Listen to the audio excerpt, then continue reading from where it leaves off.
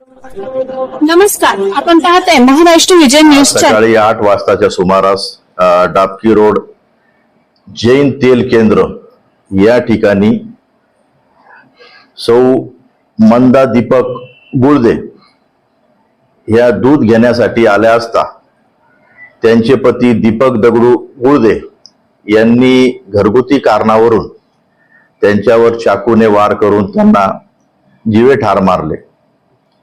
या घटनेवरून पोलीस तात्काळ घटनास्थळी गेले। पोलिसांना